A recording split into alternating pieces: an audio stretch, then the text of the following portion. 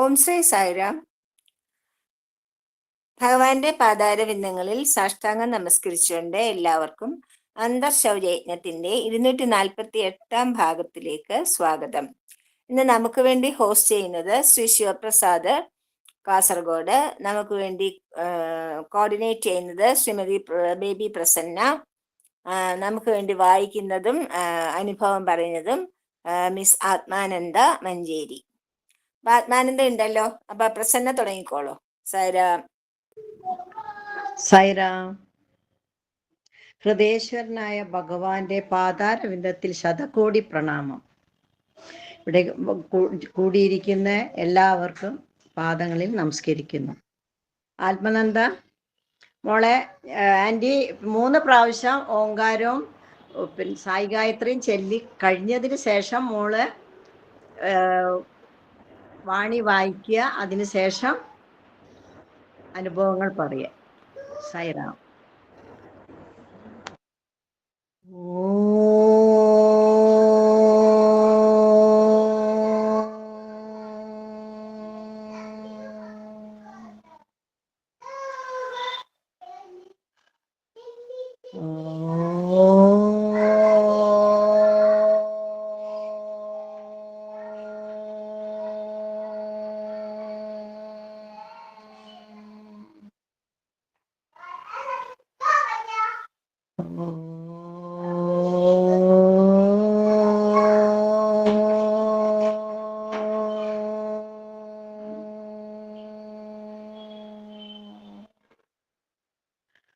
ഓം സായീശ്വരായ വിദ്മഹേ സത്യദേവായ ധീമഹി തന്ന സർവഃ പ്രചോദയാത്. ഓം സായീശ്വരായ വിദ്മഹേ സത്യദേവായ ധീമഹി തന്ന സർവഃ പ്രചോദയാത്.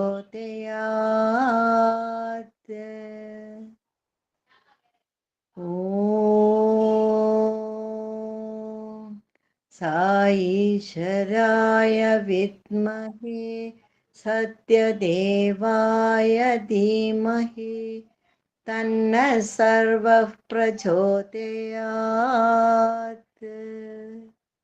ഓം ശാന്തി ശാന്തി ശാന്തി.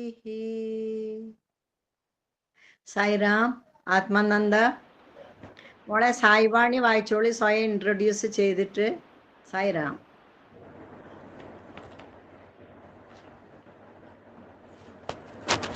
സർവേശ്വരനായ ഭഗവാന്റെ പാദകമലങ്ങളിൽ ശതകോടി പ്രണാമം. എല്ലാവർക്കും സായിരാം. ഞാൻ ആത്മനന്ദ.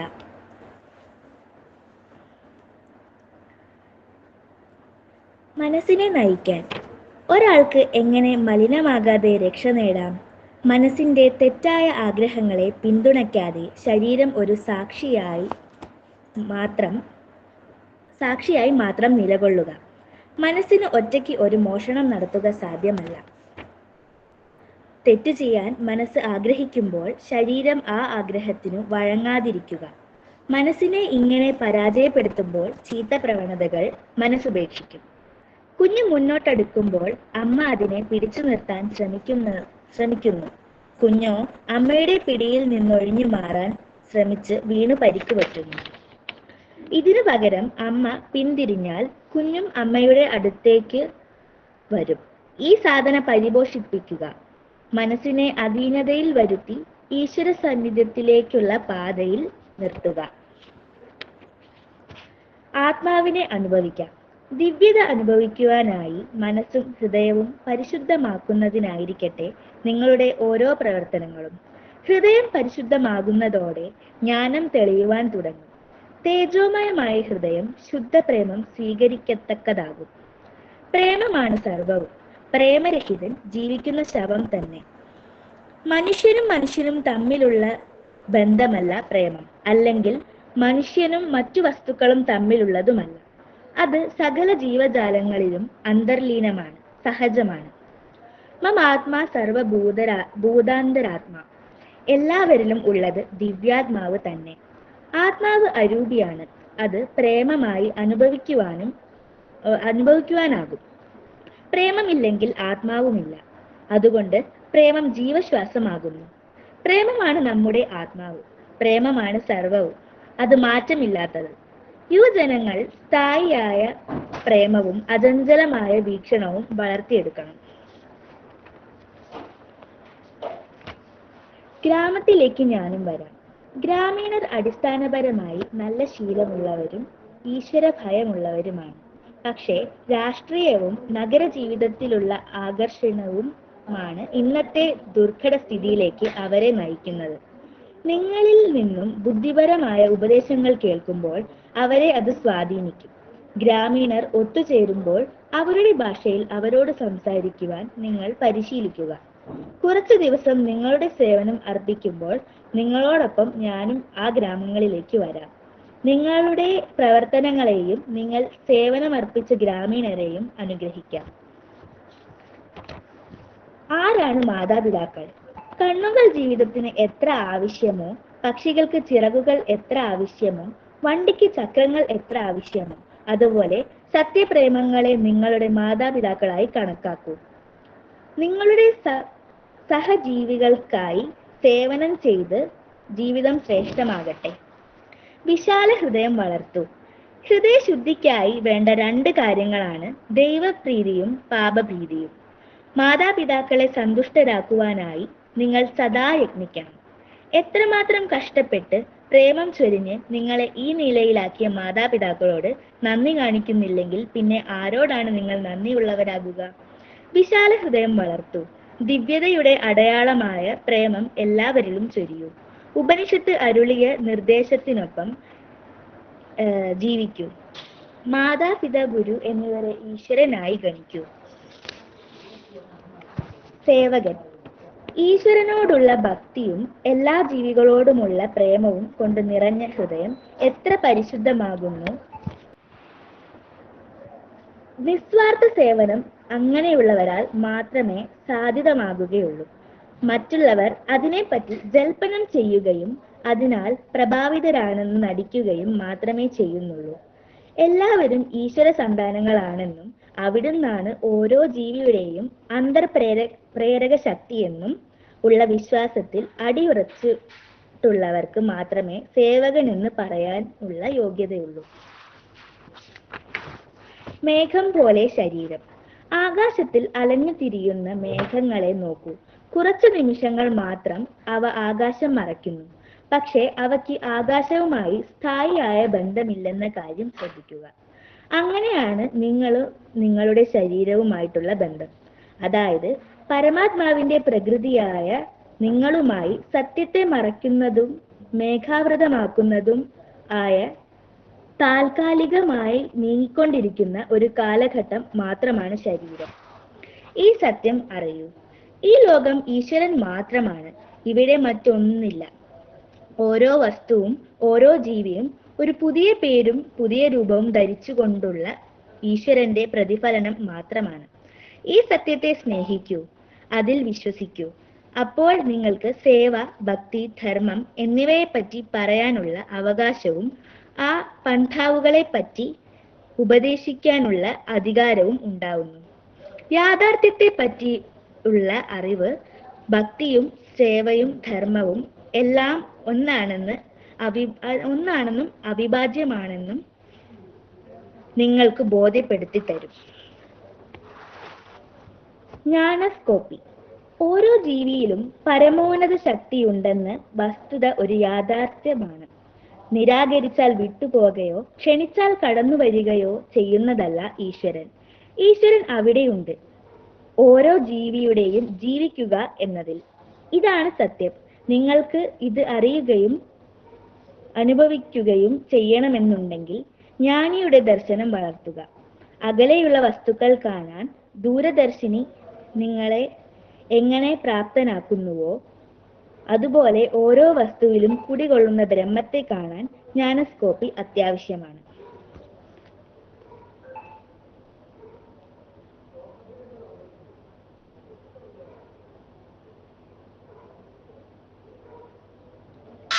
കഴിഞ്ഞ മോളെ? ഇല്ല ഇല്ല, നിക്കേ.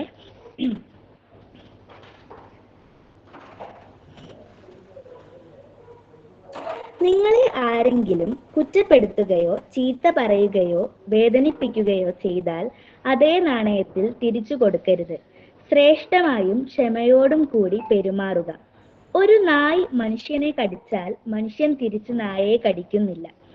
വിദ്യാഭ്യാസം നിങ്ങളെ ഇരുളിൽ നിന്ന് വെളിച്ചത്തിലേക്ക് നയിക്കണം. വിത്ത് എന്നാൽ വെളിച്ചം എന്നാണ് അർത്ഥം. ഇരുട്ടിൽ അലഞ്ഞു തിരിയുന്നവർ മാത്രമാണ് കുഴികളിൽ വീഴുക. വെളിച്ചത്തിൽ നടക്കുന്നവർക്ക് കുഴികളിൽ വീഴാനാകുമോ? വീഴുന്നുവെങ്കിൽ അതിനർത്ഥം അവർ ഇപ്പോഴും ഇരുളിലാണ് എന്നാണ്. വിദ്യ എല്ലായ്പ്പോഴും വിനയവും സ്വാർത്ഥരാഹിത്യവും സേവനത്തിന്റെ ആദർശങ്ങളും കാഴ്ചവെക്കണം. സായിറാം. സായിറാം മോളെ, ഇനി മോളെ അനുഭവങ്ങൾ പറഞ്ഞോളൂ, ഇൻട്രൊഡ്യൂസ് ചെയ്തിട്ടാ. ഞാൻ ആത്മനന്ദ, മഞ്ചേരി സമിതിയിലെ ബാലവികാസ് സ്റ്റുഡൻ്റ് ആണ്. മഞ്ചേരി മേലാക്കം ബാലവികാസ് ക്ലാസ്സിലെ വിദ്യാർത്ഥിനിയാണ് ഞാൻ. എൻ്റെ അച്ഛൻ്റെ പേര് കിഷോർ, ഫാർമസിസ്റ്റ് ആണ്. എൻ്റെ അമ്മ ബിനിഷ, അഗ്രികൾച്ചറൽ അസിസ്റ്റൻ്റ് ആണ്. സഹോദരൻ ആത്മജിത്ത്, മെഡിക്കൽ വിദ്യാർത്ഥിയാണ്. വളരെ ചെറുപ്രായത്തിൽ തന്നെ ഞാൻ സത്യസായി ബാബയിലും സായി സമിതിയിലും ആകൃഷ്ടയായിരുന്നു. എൻ്റെ അമ്മയുടെ അച്ഛനും അമ്മയും വലിയ സായി ഭക്തരായിരുന്നു. അവരുടെ സന്തത സഹചാരിയായി സായി സമിതിയിലെ ഓരോ പരിപാടികളിലും പങ്കെടുത്ത് എൻ്റെ സഹോദരൻ പിന്നീട് ബാലവികാസ് പരീക്ഷകളിൽ ഉന്നത വിജയം നേടുകയുണ്ടായി. സഹോദരന്റെ ഒപ്പം 4 വയസ്സ് പ്രായമുള്ള ഞാനും സമിതിയിലെത്താൻ തുടങ്ങി. അന്നു മുതലാണ് ഭഗവാനോട് അടുത്തു തുടങ്ങിയത്. ബാലവികാസ് 2nd ഗ്രേഡ് പരീക്ഷയിൽ മലപ്പുറം ജില്ലയിൽ എനിക്ക് 1ാം സ്ഥാനം ലഭിച്ചിരുന്നു. ഭഗവാന്റെ അനുഗ്രഹത്തോടൊപ്പം എൻ്റെ ഗുരുവിന്റെ അർപ്പണ മനോഭാവത്തോടെയുള്ള വിദ്യാദാനവും ഈ വിജയത്തിനു പിന്നിൽ പ്രവർത്തിച്ചു. ആ വേളയിൽ കുടുംബപരമായ കാര്യങ്ങളാൽ ഗുരു ബാംഗ്ലൂരിൽ താമസമാക്കുകയുണ്ടായി. ആയതിനാൽ പലപ്പോഴും ഓൺലൈൻ വഴിയായിരുന്നു പാഠഭാഗങ്ങൾ പറഞ്ഞു നൽകിയത്. അതിൽ മുടക്കം കൂടാതെ പങ്കാളിയായി ശ്രമിച്ചതാണ് എനിക്ക് നേട്ടമുണ്ടാക്കിയത്. എനിക്ക് പനി ബാധിച്ച ദിവസമാണ് പരീക്ഷയുണ്ടായിരുന്നത്. ഉത്തരമെഴുതാൻ പരീക്ഷാ പേപ്പർ കയ്യിൽ കിട്ടിയപ്പോൾ ഭഗവാന്റെ അനുഗ്രഹം അത് നന്നായി ഉണ്ടായി. ഒരു ബുദ്ധിമുട്ടും ഉണ്ടായില്ല. ഈ നേട്ടത്തിന് ഗുരുവിനെ കൂടാതെ എൻ്റെ മാതാപിതാക്കളോടും സഹോദരനോടും ഞാൻ കടപ്പെട്ടിരിക്കുന്നു. പലപ്പോഴും എൻ്റെ അച്ഛൻ ജോലി സ്ഥലത്ത് നിന്ന് അല്പം മുൻകൂട്ടി പുറപ്പെട്ട് നേരത്തെ എത്തിയാണ് ബാലവികാസ് ക്ലാസ്സിൽ സമയത്ത് എത്തിക്കുകയും തിരികെ കൊണ്ടുപോകുകയും ചെയ്തിരുന്നത്. അച്ഛന് വരാൻ കഴിയാതായിരുന്ന ദിവസങ്ങളിൽ ഒരു മടിയും കൂടാതെ എൻ്റെ സഹോദരനും ഇക്കാര്യത്തിൽ എന്നെ സഹായിച്ചിരുന്നു. എൻ്റെ അമ്മ 2nd ഗ്രേഡ് പരീക്ഷയുടെ തലേ ദിവസം ഓഫീസിൽ പോകാതെ ലീവ് എടുത്ത് കൂടെ നിന്ന് എൻ്റെ ഒപ്പം നിന്ന് വേണ്ട സഹായങ്ങൾ ചെയ്ത് പാഠഭാഗങ്ങൾ ഹൃദിസ്ഥമാക്കാനും അതുവഴി പരീക്ഷ നന്നായി എഴുതുന്നതിനു ശക്തമായ പ്രേരണ ചെലുത്തി. ഇവരോടെല്ലാമുള്ള നന്ദിയും കടപ്പാടും ഞാൻ ഈ അവസരത്തിൽ അറിയിക്കുന്നു. മറ്റുള്ള വിദ്യാഭ്യാസ സ്ഥാപനങ്ങളിൽ നിന്നും കിട്ടാത്ത പല ധാർമ്മിക കാര്യങ്ങളും എനിക്ക് ബാലവികാസിൽ ക്ലാസുകളിൽ നിന്ന് ലഭിച്ചു. സൃഷ്ടിയിലെ എല്ലാറ്റിനും ധാർമ്മികവും കർത്തവ്യവുമായി ബന്ധപ്പെട്ട നിയമങ്ങൾ അനുസരിക്കേണ്ടതുണ്ടെന്നും ലോകത്ത് ശാന്തിയും സൗഖ്യവും ഉണ്ടാവണമെങ്കിൽ ഓരോ ജീവിയും അതിൻ്റെ ധർമ്മം അനുഷ്ഠിക്കേണ്ടതാണെന്നും പഠിക്കാൻ ബാലവികാസിലൂടെ എനിക്ക് സാധിച്ചു. ഈശ്വരൻ മനുഷ്യന് ബുദ്ധിയും വിവേകവും നൽകിയത് നന്മ തിന്മകളെ തിരിച്ചറിഞ്ഞ് മനുഷ്യന്റെ മഹത്വം മനസ്സിലാക്കി അവന്റെ അവസ്ഥയിൽ നിന്നും ഈശ്വരീയമായ അവസ്ഥയിലേക്ക് സൽഗുണങ്ങൾ കൊണ്ട് എത്തുവാൻ പ്രേരിപ്പിക്കുന്നു. പഞ്ചമൂല്യങ്ങളെ പറ്റി പഠിക്കാനും 4 പുരുഷാർത്ഥങ്ങളെ കുറിച്ച് അറിയാനും എനിക്ക് സാധിച്ചു. ക്ഷമാശീലം, സുഖദുഃഖങ്ങളിലുള്ള സമചിത്തത, ആത്മവിശ്വാസം, ഈശ്വരപ്രേമം എന്നീ ഗുണങ്ങൾ പരമശാന്തി ലഭിക്കാൻ സഹായിക്കും എന്ന് ഞാൻ പഠിച്ചു. സ്വാമി പ്രേമത്തെ പറ്റി പറയുന്നത് ആത്മാവ് ഉണർന്ന് ഹൃദയം വികസിച്ച് പുഷ്പിച്ച് സകലതിനെയും സ്നേഹിക്കുന്ന അവസ്ഥാവിശേഷമാണ് പ്രേമം എന്ന്. 9 പെരുമാറ്റച്ചട്ടങ്ങൾ എന്തൊക്കെയാണെന്ന് അറിയാൻ സാധിച്ചു. ഈശ്വര സാക്ഷാത്കാരം ആണ് ഒരു ആദർശ ബാലവികാസ് കുട്ടിയുടെ ലക്ഷ്യം. ഗീത, രാമായണം, ഭജഗോവിന്ദം, മഹാഭാരതം തുടങ്ങിയ പുരാണങ്ങളിലൂടെ എനിക്ക് പലതും പഠിക്കാൻ സാധിച്ചു. എന്നെ ഏറ്റവും കൂടുതൽ ആകർഷിച്ചത് ശങ്കരാചാര്യ കൃതിയായ ഭജഗോവിന്ദമാണ്. ബാലസ്താവത് ക്രീഡാസക്ത തരുണസ്താവത് തരുണീസക്ത വൃദ്ധസ്താവത് ചിന്താസക്ത പരമേ ബ്രഹ്മണി കോവിനസക്ത എന്ന ഈ ശ്ലോകമാണ് എനിക്ക് ഏറ്റവും കൂടുതൽ ആകർഷണീയമായി തോന്നിയത്. മരണം സുനിശ്ചിതമാണ്, സമയം നിശ്ചിതവുമാണ്. ബുദ്ധിയുള്ള നമ്മൾ ജീവിക്കുമ്പോൾ തന്നെ നമ്മുടെ ഉള്ളിലുള്ള ഈശ്വരനെ അനുഭവിച്ചറിയേണ്ടതാണ് എന്ന് ശങ്കരാചാര്യർ കൃതിയായ ഭജഗോവിന്ദത്തിലൂടെ ആഹ്വാനം ചെയ്യുന്നു. നമ്മൾ ഭഗവാനെ ഉറച്ചു വിശ്വസിച്ചാൽ തീർച്ചയായും ഭഗവാൻ നമ്മുടെ ഉള്ളറിയുകയും നമ്മളെ സഹായിക്കുകയും ചെയ്യും. അതിന്റെ ഒരു ഉത്തമ ഉദാഹരണമാണ് ഞങ്ങൾ വഴിനീളയുണ്ടായ ദുർഘടങ്ങൾ മറികടന്ന് പുട്ടപർത്തിയിൽ എത്തിയത്. വിദ്യാർത്ഥി എന്ന നിലയിലുള്ള പ്രധാന കർമ്മങ്ങളാണ് സമർത്ഥരായി പഠിക്കുക എന്നതും മാതാപിതാക്കളെ ഗുരുക്കന്മാരെയും അനുസരിക്കുക എന്നതും സ്വാമി പല ഘട്ടങ്ങളിലും പറഞ്ഞു വെച്ചിട്ടുണ്ട്. നമ്മുടെ ഉള്ളിലുള്ള ചൈതന്യം തന്നെയാണ് മറ്റുള്ളവരിലും ഉള്ളതെന്ന് മനസ്സിലാക്കാൻ കഴിഞ്ഞു. മറ്റുള്ളവരെ വേദനിപ്പിക്കുന്നത് ഭഗവാനെ വേദനിപ്പിക്കുന്നത് പോലെയാണ്. അതുകൊണ്ട് നാം ആരെയും വെറുക്കുകയോ വേദനിപ്പിക്കുകയോ അരുത് എന്നത് ഇവിടെ സ്പഷ്ടമാണ്. ഞാൻ ആദ്യമായി പുട്ടപർത്തി സന്ദർശിച്ചത് മറക്കാനാകാത്ത അനുഭവം സമ്മാനിച്ചു. അതിരാവിലെ കാറിൽ അച്ഛനമ്മമാരോടും സഹോദരനോടുമൊപ്പം പുറപ്പെട്ടു. സന്ധ്യാസമയത്ത് ബാംഗ്ലൂരിൽ വെച്ച് കാർ തകരാറിലായി. എന്നാൽ തൊട്ടടുത്ത് തന്നെ ഒരു ലോഡ്ജ് മുറി ലഭിച്ചു. രാത്രിയിൽ കാർ മെക്കാനിക്കിനെ കൊണ്ടുവന്ന് ശരിയാക്കാൻ ശ്രമിച്ചു. നടന്നില്ല. ഒടുവിൽ കാർ നന്നാക്കി വീണ്ടും യാത്ര പുറപ്പെടാനായത് പിറ്റേന്ന് വൈകിട്ട്. കുറച്ചു ദൂരം പോയതോടെ വീണ്ടും വാഹനം തകരാറിലായി. ഭഗവാനെ, പുട്ടപർത്തിയിലെത്താൻ സഹായിക്കണേ എന്ന് ഉള്ളുരുകി പ്രാർത്ഥിച്ചു. ഇനി എന്ത് എന്നാലോചിച്ചു. ബാംഗ്ലൂരിൽ താമസമാക്കിയ എന്റെ ബാലവികാസ് ഗുരുവിനെ ഫോണിൽ വിളിച്ചു. വീട്ടിലേക്ക് വേഗം പോന്നോളൂ എന്നായിരുന്നു മറുപടി. വണ്ടി റോഡിന്റെ ഓരത്ത് നിർത്തി ഒരു വാടക കാറിൽ ഗുരുവിന്റെ വീട്ടിലേക്ക് പോയി. വിശ്രമ സ്ഥലവും രുചികരമായ ഭക്ഷണവും നൽകി ഗുരു ഞങ്ങളെ സ്വീകരിച്ചു. പിറ്റേന്ന് അവരുടെ കൂടി സഹായത്താൽ വാഹനം പൂർണ്ണമായി ശരിയാക്കിയ ശേഷമാണ് യാത്ര തുടർന്നത്. തുടർന്ന് ഒരു തടസ്സവുമില്ലാതെ പുട്ടപർത്തിയിലെത്താനും മടങ്ങി വരാനുമായി. ഗുരുവിനെ കണ്ട് അനുഗ്രഹം വാങ്ങി വരാൻ ഭഗവാൻ ആവശ്യപ്പെട്ടതായിരിക്കാം. പുട്ടപർത്തി സന്ദർശിക്കാൻ ഭഗവാന്റെ പൂർണ്ണമായ അനുമതി വേണമെന്ന് മനസ്സിലാക്കാൻ ഈ സംഭവം ഉപകരിച്ചു. പുട്ടപർത്തിയിൽ വെച്ച് എന്റെ സഹോദരന് വേണ്ടി ഞാൻ പ്രാർത്ഥിക്കുകയും MBBS കോഴ്സിന് അഡ്മിഷൻ കിട്ടണമെന്ന് ആഗ്രഹം തുണ്ട് പേപ്പറിൽ എഴുതി കൽപ്പവൃക്ഷത്തിൽ സമർപ്പിക്കുകയും ചെയ്തു. പിന്നീട് ഭഗവാൻ ഞങ്ങളുടെ ഈ ആഗ്രഹം സാധ്യമാക്കി തന്നു എന്നതിൽ വലിയ സന്തോഷം. ഇക്കഴിഞ്ഞ ഏപ്രിൽ 26-ന് ബാലവികാസ് ഗുരു പെരിന്തൽമണ്ണയിൽ വെച്ച് നടന്ന കുട്ടികളുടെ ദ്വിദിന ക്യാമ്പിൽ പങ്കെടുക്കാൻ നിർദ്ദേശിച്ചു. ഗുരു ബാംഗ്ലൂരിൽ താമസമാക്കിയതിനാൽ എത്തിച്ചേരാനുള്ള അസൗകര്യം അറിയിച്ചതിനാൽ ഞാൻ പോകാൻ മടിച്ചു. എന്നാൽ സായി സമിതി കൺവീനർ മുന്നിട്ടിറങ്ങി ഞങ്ങൾ 2-3 വിദ്യാർത്ഥികളെ കൊണ്ടുപോകാൻ തയ്യാറായതിനാൽ പങ്കെടുക്കാനായി.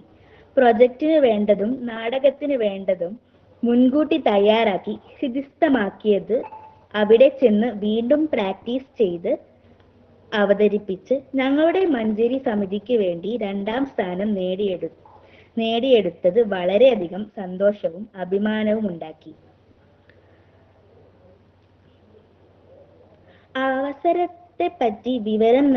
ഈ അവസരത്തെപ്പറ്റി വിവരം നൽകിയ ഗുരുവിനും സമിതി കൺവീനറിനും സ്നേഹപൂർവ്വം നന്ദി അറിയിക്കുന്നു.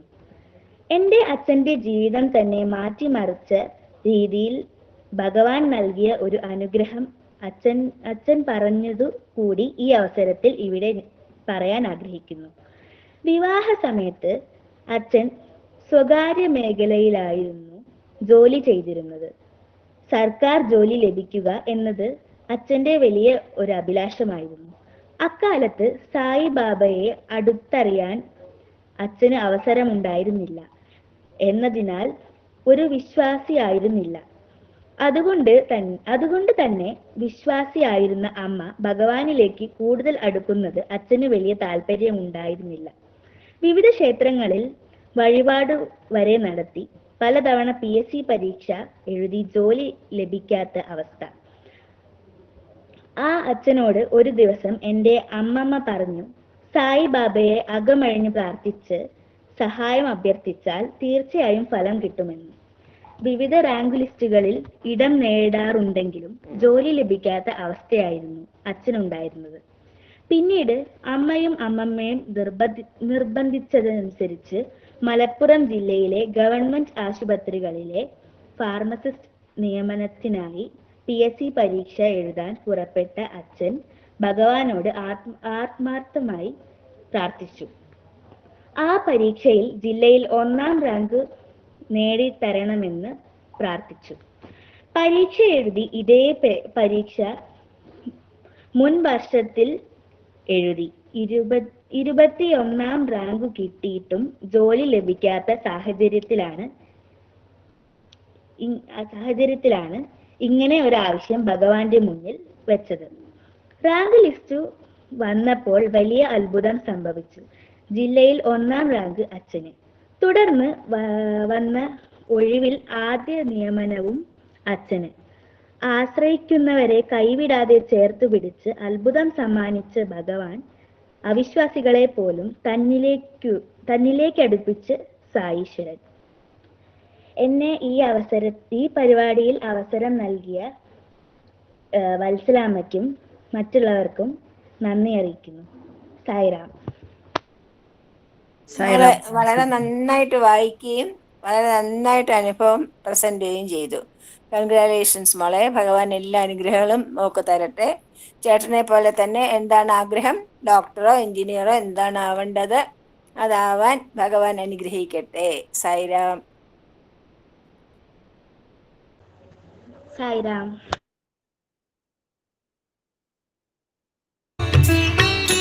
సేవ అంటే ఏదో ఊరికి చేతులతో చేసేటువంటి పనులు సేవగా భావిస్తున్నారు. Service is not merely the one that done with physical hands. చేతులతో చేసేటువంటి సేవ కాదు. It's not really so. మాటలతో చేయవచ్చును. You can serve by good words. మనసుతో చేయవచ్చును. With the mind. భావంతో With చేయవచ్చును. your feelings. కానీ ఈ విధంగా శారీరక మానసిక ఆధ్యాత్మిక తత్వంతో ఈ సేవను మనం చేయాలి. So at the physical level, mental level also you can serve. కనుక చేతులతో కూడా సేవ చేయొచ్చు. You can serve with both of your hands. ఎవరైనా బిడ్డను ఎత్తుకొని వచ్చేస్తాను, ఇక్కడ ఏడుస్తుంటే వాడను నువ్వు కూడా జోకొట్టు.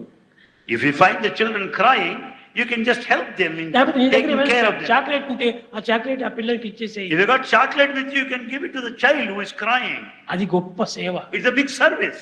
అది ఏదో చిన్న హెల్ప్ అనుకుంటాం మనము. Babysitting is a big service. It is service. ప్రమాణంలో చిన్నదిగా కనిపించవచ్చు కానీ అది హెల్ప్ లో చాలా పెద్దది. It might be small in measure, but it's very important. కనుక సేవలు చేసేటువంటి వాడు సేవా దళము అంటున్నారు మీరు.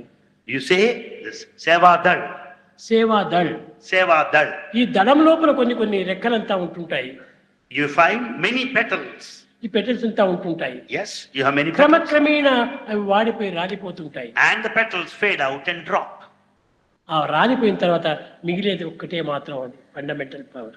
Fundamental thing remains after all the petals fall down. అందులోని విత్తనములు బయలుదేరుతాయి. And therefrom starts seeds. అవే పునర్జన్మకు పునాది అయిపోతాయి. And that's become the foundation for the future. కనుక ఈ లోక వాంఛనైనటువంటి పెటల్స్ అంతా కూడా రాలిపోవాలి. So the petals of worldly desires should drop. అవంతా పోయినప్పటికీ ఇందులో సత్సంకల్పం అనేటువంటి యొక్క బీజములు అభివృద్ధి అవుతాయి. When once the desires, the petals drop down, the will develops. కనుక సత్సంకల్పాలను మనం పెంచుకోవాలి. We have to develop good thoughts. సత్సంకల్పాలు మనం పెంచుకున్నప్పుడే సదాచారంలో ప్రవేశిస్తాము. Good thoughts lead to good action. సదాచారంలో ప్రవేశించినప్పుడే సత్సంగంగా చేరిపోతుంది. Good action takes you to satsang, good company. సత్కర్మలంతా మనం చేస్తాము. We do everything. ఆ సత్కర్మలు కూడా ప్రేమ ద్వారా చేయాలి. Let us Do all good actions with love. With love, with love. With love, with love. Only only. love, love, love, love. Everything should be based on love and love ఎందుకంటే alone. మానవుడు జీవించేదంతా ప్రేమతోనే, Because human life is sustained. పుట్టిండేదే ప్రేమతోనే, And you are born with love. చచ్చేది ప్రేమతోనే. You end your life with love. కనుకనే ఇవన్నీ కూడాను ప్రేమమయంగా మారుతుండాలి. So everything should be full of love for that matter. ప్రేమమయమే జీవితము, The human life is full of ప్రేమాధారమే love. జీవితము, And love is the foundation. ప్రవర్తనే జీవితము, The human conduct is love. ప్రేమ ప్రవర్తనే మా And జీవితం. it's the love principle that governs life. Sai Ram മോളെ ഭജന ചൊല്ലിക്കോളൂ. സായിരാം.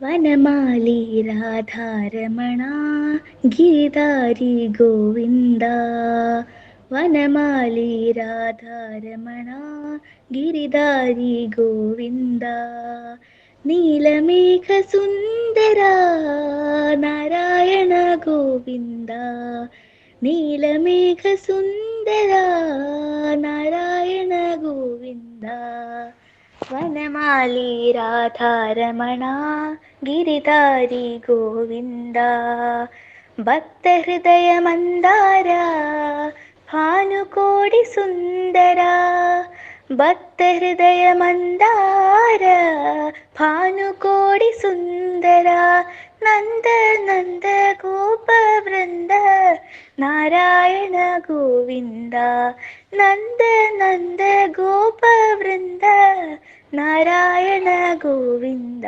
ഹരിനാരായണ ഗോവിന്ദ, നാരായണ ഗോവിന്ദ, ഹരിനാരായണ ഗോവിന്ദ, നാരായണ ഗോവിന്ദ, ഹരിനാരായണ ഗോവിന്ദ, നാരായണ ഗോവിന്ദ, ഹരിനാരായണ ഗോവിന്ദ, നാരായണ ഗോവിന്ദ, വനമാലി രാധാരമണ ഗിരിധാരി ഗോവിന്ദ, നീലമേഘ സുന്ദര നാരായണ ഗോവിന്ദ, വനമാലി രാധാരമണ ഗിരിധാരി ഗോവിന്ദ, ഭക്തഹൃദയ മന്ദാര ഭാനുകോടി സുന്ദര, നന്ദ നന്ദ ഗോപവൃന്ദ നാരായണ ഗോവിന്ദ, ഹരിനാരായണ ഗോവിന്ദ, നാരായണ ഗോവിന്ദ, ഹരിനാരായണ ഗോവിന്ദ, നാരായണ ഗോവിന്ദ, ഹരിനാരായണ ഗോവിന്ദ, നാരായണ ഗോവിന്ദ, ഹരിനാരായണ ഗോവിന്ദ, നാരായണ ഗോവിന്ദ, വനമാലി രാധാരമണ ഗിരിധാരി ഗോവിന്ദ. മോളെ ആത്മനന്ദ, ആ video ഒന്ന് ഓൺ ചെയ്ത് വെക്കും, ഒരു മിനിറ്റ് എല്ലാരും ഒന്ന് കാണട്ടെ.